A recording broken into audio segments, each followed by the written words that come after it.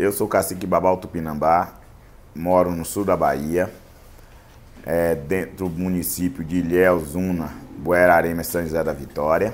Ali se localiza a terra indígena Tupinambá de Olivença e eu pertenço à aldeia Serra do Padeiro, fica no alto das serras. E, Babau, você está sofrendo algumas ameaças agora, você poderia falar mais disso para nós? Bom, nós Tupinambás sempre sofremos ameaças diversas, sendo que agora, claro, se intensificou mais após a polarização da eleição. Alguns grupos naquela região se apossou do discurso do presidente Jair Bolsonaro e eles agora estão se reunindo, formando grupos, dizendo para matar-me. Eu, minha família, como também estão usando as mídias de comunicação, falando de que forma vai fazer isso e disse que até junho eu estarei morto. Então determinaram inclusive data da minha morte. Até quando?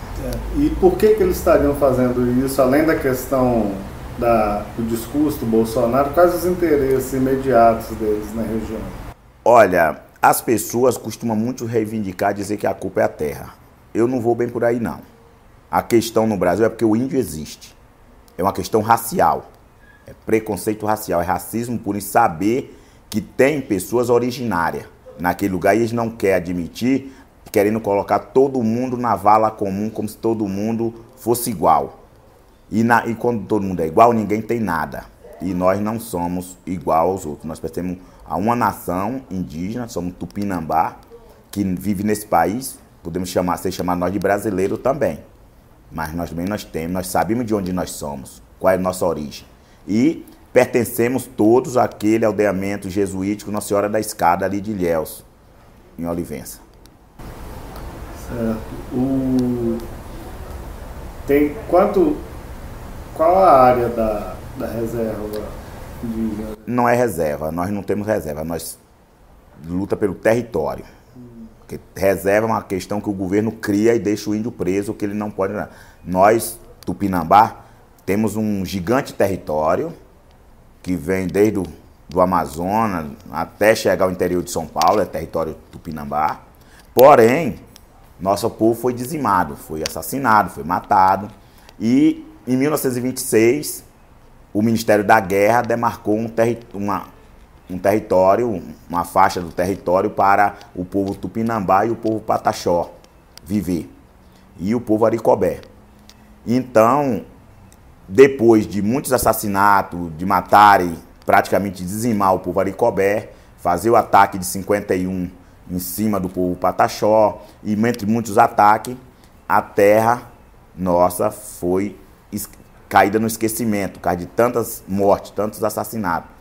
E hoje, nós Tupinambá reivindica apenas uma pequena parte desse território de 50 léguas, que é a faixa da Serra do Padeiro até Olivença, que dá 47.750 hectares.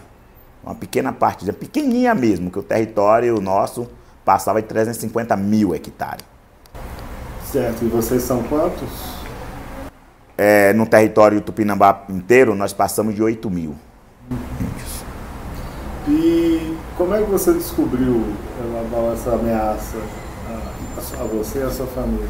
Essa ameaça porque um dos participantes dessas reuniões ficou indignado com o que viu falar, aí nos repassou o que estava ocorrendo para a gente tomar providência urgente, porque a gente seria morto, praticamente exterminado, né?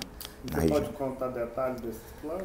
Rapaz, a gente já tem a questão do Ministério Público. Acho que é melhor vocês passar a questão do Ministério Público. Nós já falamos a folha, falamos tudo, que os detalhes, quando você alimenta detalhes demais, algum imbecil por aí, desculpe a expressão, vai querer copiar. Porque veio fazer para dizer que foi isso. Então a gente está tomando providência, tem que ter cuidado. O certo é que a questão é macabra, a forma macabra que está escrito já nos jornais. Eu acho que qualquer coisa vocês já derem as denúncias. É isso. E quais as medidas que a nação Tupinambá tem tomado para se defender contra esses ataques, além do recurso ao Ministério Público? Bom, nós estamos dentro de nossa casa, de nosso território. É tanto que eles dizem que nos mata fora, ao sair para a cidade de Itabuna, para Ilhéus, para as cidades. nós trouxemos o discurso para o governo. Sentamos com a ministra Damares e explicamos a ela que o discurso que tem dentro do governo está gerando morte na ponta. Precisa alguns ministérios, alguns ministros, rever as posições do discurso, porque uma autoridade, quando faz um discurso, ele repercute na ponta e lá, quando é uma pessoa comum, não. Mas a autoridade tem que pensar duas vezes o que fala. E a fala deles, tá, né? Tanto que a publicação das ameaças, eles deixam claro que votaram em um presidente com sua forma de pensar, que é nada ao índio. Então, eles estão ameaçando e colocando a pauta de governo do presidente eleito. Então, cabe ao presidente eleito com seus... Então, nós tivemos uma reunião com a ministra, a qual não concordou com nada disso, que eles jamais vão aprovar esse tipo de ameaça, que eles não pensam dessa forma e que vão combater, que vai levar a Polícia Federal todas as demandas, ameaças, para ver quem é esses ameaçadores, para fazer as prisões dos mesmos. Bom, eu não me resta muito a não ser acreditar e deixar as autoridades agir. Afinal, eu não sou autoridade para tomar posições. Então, não só ao Ministério Público, mas denunciamos a ONU, a União Europeia, entendeu? Agora levamos também, encaminhamos documentação de denúncia ao OEA. Então, o que nós podemos fazer, estamos fazendo. Agora o restante está na mão das autoridades. Cabe a elas ver o melhor caminho de fazer cessar as ameaças, e se elas não fizerem, elas se tornam cúmplices dos assassinatos, porque está sendo falado e está tudo escrito.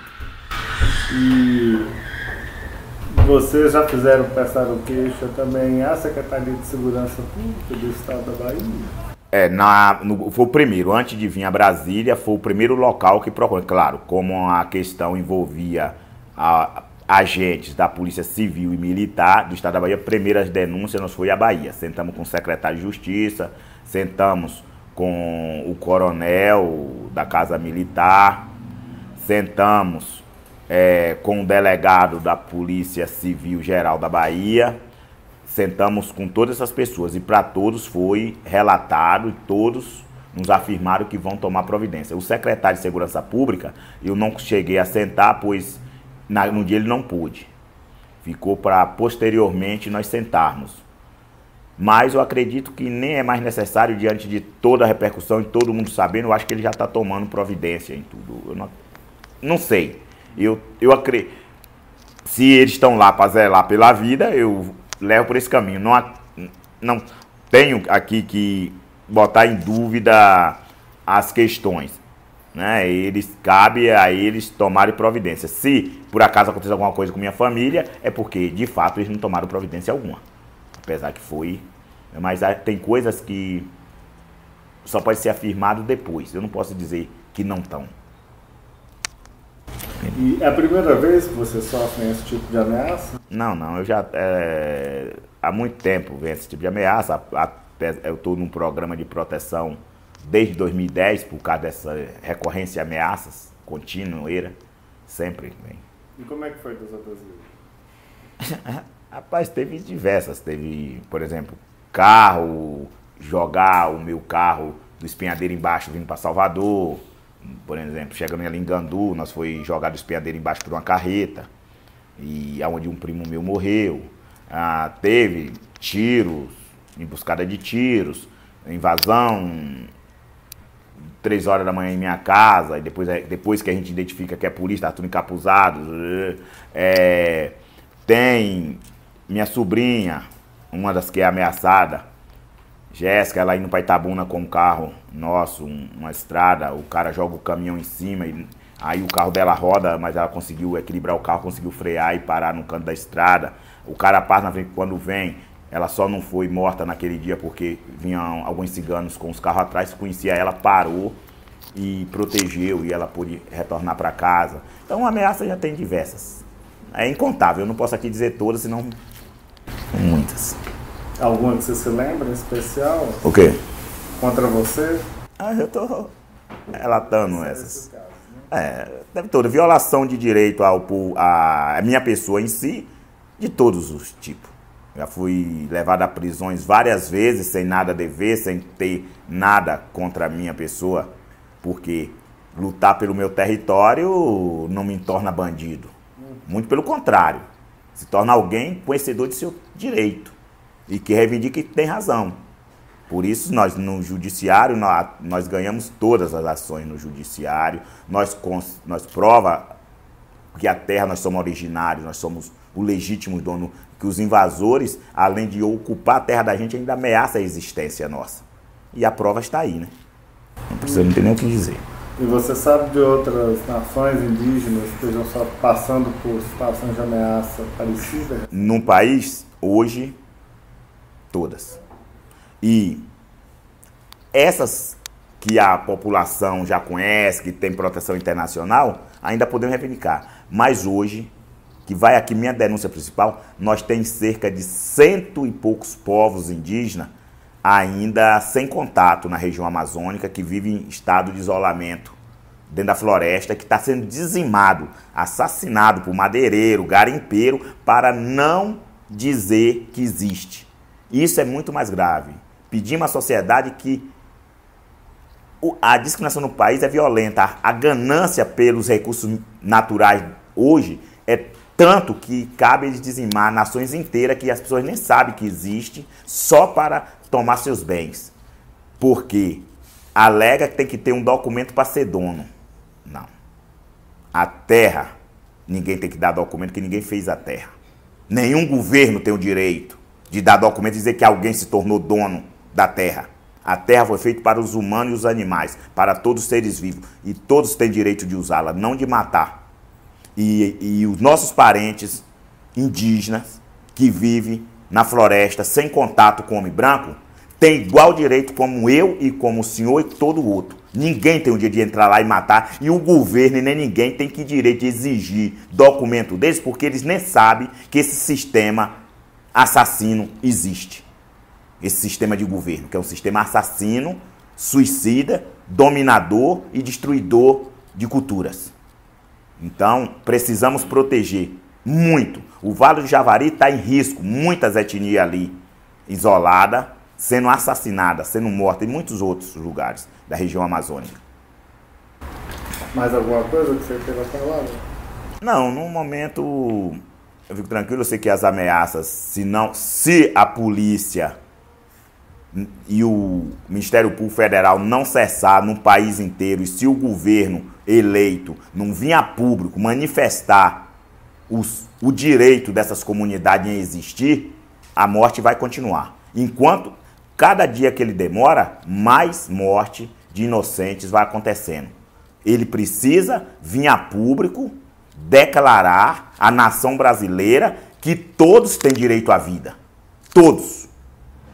Quem tem ideologia e quem não tem ideologia, e a questão indígena, eu venho aqui afirmar, não é uma questão ideológica, quando o governo coloca e nos bota para morrer. É uma questão do Estado brasileiro. Não é ideológica, é o Estado brasileiro que tem que cumprir sua função de Estado e garantir o direito de existir dos povos indígenas. Não tem nada de ideológico aqui. Existe, não é ideologia, eu sou tupinambá. Eu tenho uma nação, tenho uma cultura e posso provar a minha existência.